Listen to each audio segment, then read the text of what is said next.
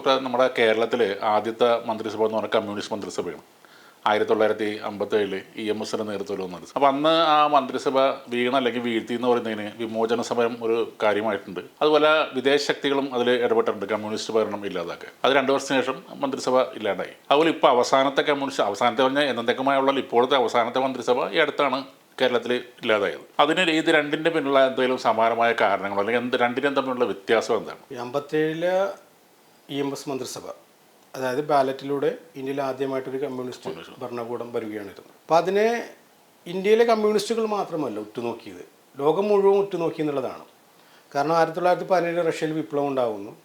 ആ റഷ്യയോട് ബന്ധപ്പെട്ട് വരുന്ന അതിൻ്റെ കമ്മ്യൂണിസത്തോട് ബന്ധപ്പെട്ട് വരുന്ന അലകൾ പല പ്രദേശങ്ങളിലേക്കും വ്യാപിക്കുന്നുണ്ട്.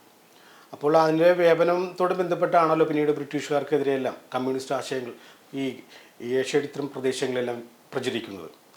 അപ്പോൾ കേരളത്തിലുണ്ടായ ഈ കമ്മ്യൂണിസ്റ്റ് മന്ത്രിസഭ എന്ന് പറയുന്നത് ഈ റഷ്യയിലുണ്ടായിട്ടുള്ള കമ്മ്യൂണിസ്റ്റ് മന്ത്രിസഭയുടെ അനുഭാവം പുലർത്തുന്നു, അല്ലെങ്കിൽ അതിൻ്റെ ഒരു എന്താ പറയുന്നത് അതിൻ്റെ പുറകിൽ സഞ്ചരിക്കുന്ന ഒരു തോന്നൽ.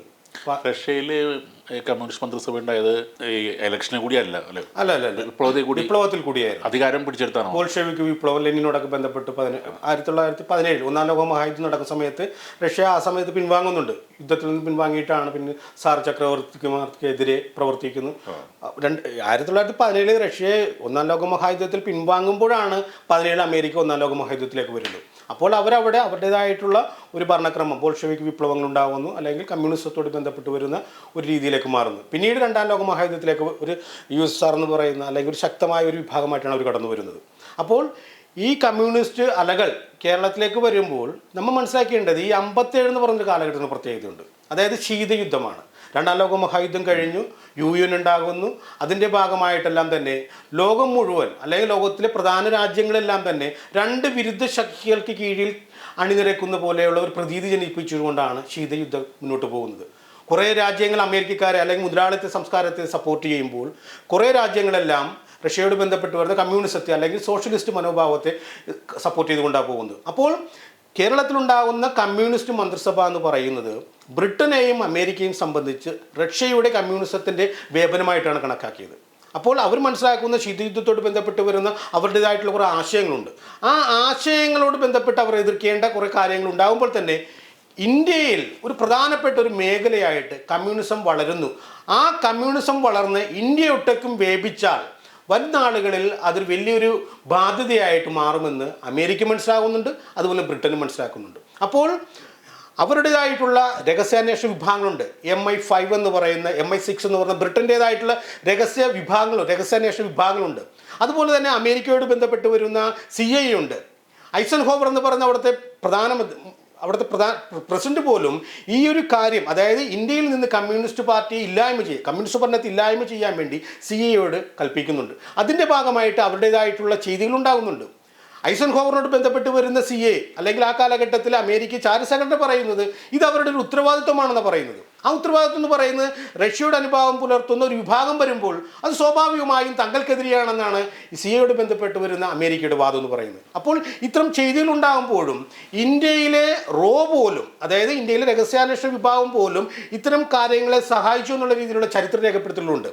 അപ്പോൾ ഇവിടെ ഇതിനെ പൂർണ്ണമായിട്ടും എതിർക്കാത്ത രീതിയിൽ നിന്ന ഒരു വ്യക്തി എന്ന് പറയുന്നത് ജവഹർലാൽ നെഹ്റു ആണെന്നും ചരിത്രം പറയുമ്പോൾ, അതോടൊപ്പം തന്നെ മറ്റ് വിഭാഗത്തിലുള്ള, അതായത് ഇന്ത്യയിലെ ഭരണക്രമത്തിൻ്റെ പുറകിൽ സഞ്ചരിക്കുന്ന അല്ലെങ്കിൽ അതിൻ്റെ ഭാഗമായിട്ടുള്ള മറ്റ് വ്യക്തികളെല്ലാം ഈ ഒരു കമ്മ്യൂണിസ്റ്റ് മന്ത്രിസഭ നിലനിൽക്കേണ്ടതെന്നുള്ളൊരു മനോഭാവമായിട്ട് നിന്നെന്നാണ് ചരിത്രം പറഞ്ഞു വെക്കുന്നത്. മാത്രമല്ല ഇതിനോടൊപ്പം തന്നെയാണ് നമ്മൾ മനസ്സിലാക്കേണ്ടത് ഇത്തരമൊരു കാഴ്ചപ്പാട്, അതായത് പുറമേ ഉണ്ടാകുന്ന വിഭാഗങ്ങളുടെ എല്ലാം ചെയ്തികൾ അവരുടേതായിട്ടുള്ള പ്രവർത്തനങ്ങൾ ഈ കേരളത്തിലെ മന്ത്രിസഭയെ ഇളക്കി മാറ്റാൻ ഉണ്ടാകുമ്പോൾ തന്നെയാണ് കേരളത്തിൽ നിന്നുണ്ടാകുന്ന കുറേ പ്രവർത്തനങ്ങൾ, അതായത് ഈ മന്ത്രിസഭയോടുണ്ടാകുന്ന അവർ പുലർത്താൻ ശ്രമിക്കുന്ന കുറേ ആശയങ്ങളുണ്ട്, അല്ലെങ്കിൽ അവരോട് ബന്ധപ്പെട്ട് വരുന്ന ഭരണപരിഷ്കാരങ്ങളുണ്ട്. ആ പരിഷ്കാരങ്ങളെ പിന്തുടർന്നുകൊണ്ടാണ് ഈ വിദ്യാഭ്യാസ നയങ്ങളുണ്ട്, വിദ്യാഭ്യാസ ബില്ലുണ്ട്, ഇതിനോടനുബന്ധിച്ചുണ്ടാകുന്ന എതിർപ്പുകളുണ്ട്. അതുപോലെ തന്നെ ഭക്ഷ്യസുരക്ഷയോട് ബന്ധപ്പെട്ടുണ്ടാകുന്ന തീരുമാനങ്ങൾ, ഇതിനെതിരെ ആന്ധ്രയിൽ നിന്നുണ്ടാകുന്ന അല്ലെങ്കിൽ ആന്ധ്രയിൽ നിന്ന് ഇറക്കുമതി ചെയ്യാൻ പോകുന്ന അരി, അതിനെ സംബന്ധിച്ചുണ്ടാകുന്ന ആന്ധ്ര അരി കുംഭകോണം, ഇതിനോടെല്ലാം അനുബന്ധിച്ചുണ്ടാകുന്ന ഇവിടെ ഉണ്ടാകുന്ന എതിർപ്പുകൾ ശക്തമാകുന്നുണ്ട്. മാത്രമല്ല വിദ്യാഭ്യാസ നയങ്ങളോട് ബന്ധപ്പെട്ടുണ്ടാകുന്ന കമ്മ്യൂണിസ്റ്റ് പാർട്ടിയുടെ ആശയങ്ങൾ വരുമ്പോൾ, ഭൂപരിഷ്കരണത്തോട് ബന്ധപ്പെട്ട് വരുന്ന ആശയങ്ങൾ ഉണ്ടാകുമ്പോൾ ഇവിടുത്തെ പ്രധാനപ്പെട്ട വിഭാഗങ്ങൾ, അതായത് NSSനോട് ബന്ധപ്പെട്ട് വരുന്ന അല്ലെങ്കിൽ സിറിയൻ ക്രിസ്തുമത വിഭാഗങ്ങളോട് ബന്ധപ്പെട്ട് വരുന്ന മുസ്ലിം ലീഗിനോട് ബന്ധപ്പെട്ട് വരുന്ന വിഭാഗങ്ങളെല്ലാം തന്നെ കമ്മ്യൂണിസ്റ്റ് പാർട്ടിയെ ഇവിടെ നിന്ന് തൂത്തെറിയണമെന്നൊരു ആഗ്രഹം പ്രകടിപ്പിക്കുന്നു, അവർ പ്രവർത്തിക്കുന്നുണ്ട്. മാത്രമല്ല വിമോചന സമരം ഉണ്ടാകുന്നു. വിമോചന സമരം എന്ന് പറയുന്നത് ഇന്ത്യയിലോട് ബന്ധപ്പെട്ട് വരുന്ന ഒരു യാഥാസ്ഥിക സമൂഹത്തിൻ്റെ കാഴ്ചപ്പാടുകളെ ഈ പറയുന്ന കമ്മ്യൂണിസ്റ്റ് മനോഭാവം പുലർത്തുന്ന രാഷ്ട്രീയ വിഭാഗങ്ങൾ അല്ലെങ്കിൽ ഒരു മന്ത്രിസഭ എല്ലാ കാലത്തും നിരാകരിക്കുമെന്നുള്ളൊരു തോന്നൽ ഈ വിമോചന സമരത്തിൻ്റെ പുറകിൽ സഞ്ചരിച്ചവർക്കുണ്ടാകുന്നുണ്ട്. അപ്പോൾ അവരുടെയും കൂടി പ്രവർത്തന ഫലമായിട്ടാണ് കമ്മ്യൂണിസ്റ്റ് മന്ത്രിസഭ 1959 കേരളത്തിൽ തകർന്നതെന്നാണ് നമ്മൾ മനസ്സിലാക്കുന്നത്. അപ്പോഴും കേരളത്തിൽ കമ്മ്യൂണിസ്റ്റ് മന്ത്രിസഭ തകർന്നു, ആദ്യത്തെ മന്ത്രിസഭ തകർന്നു എന്ന് പറയുമ്പോഴും നമുക്കറിയാം ഈ കഴിഞ്ഞ കാലഘട്ടം അല്ലെങ്കിൽ ഈ നമ്മളിപ്പോൾ പുതിയ മന്ത്രിസഭ ആയിട്ട് നിൽക്കുമ്പോൾ കഴിഞ്ഞ ഒരു 10 വർഷക്കാലം ഇടതു ഭരണത്തോട് ബന്ധപ്പെട്ട് വരുന്ന അല്ലെങ്കിൽ കമ്മ്യൂണിസ്റ്റ് മന്ത്രിസഭയാണ് കേരളത്തിൽ നിന്നിട്ടുള്ളത്.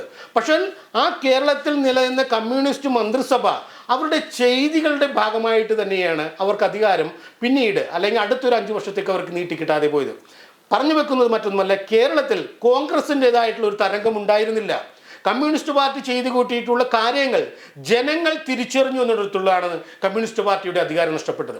കമ്മ്യൂണിസ്റ്റ് ആശയം ഉപയോഗിച്ചുകൊണ്ട് അല്ലെങ്കിൽ കമ്മ്യൂണിസ്റ്റ് ഭരണം ഉപയോഗിച്ചുകൊണ്ട് കമ്മ്യൂണലിസം വളർത്താനുള്ള പ്രവണത പോലും ഈ ഒരു ഭരണക്രമത്തിൽ ഉണ്ടായിരുന്നു എന്നുള്ള കാര്യം മറന്നുകൂടാ. നമുക്കറിയാം കമ്മ്യൂണിസ്റ്റ് വിഭാഗങ്ങൾ ചെയ്യേണ്ട കാര്യങ്ങളുണ്ട്. കാരണം ജാതീയതയെ പൂർണ്ണമായിട്ട് തള്ളിക്കളയാനുണ്ട്, പൗരോഹിത്വ മേധാവിത്വം അല്ലെങ്കിൽ ഈ പറഞ്ഞ വിഭാഗങ്ങൾ പുലർത്താൻ ശ്രമിക്കുന്ന ഒരു അപ്രമാദിത്വമുണ്ട്. ഇതിനെല്ലാം തടയിടേണ്ട കമ്മ്യൂണിസ്റ്റ് ആശയത്തിൻ്റെ ആളുകൾ സോഷ്യലിസം എന്ന് പറയുന്ന ഒരു ആശയത്തിന് എത്രമാത്രം പ്രാധാന്യം കൊടുത്തൊരു കാലഘട്ടമായിരുന്നു എന്നാണ് നമ്മൾ ചിന്തിക്കേണ്ടത്.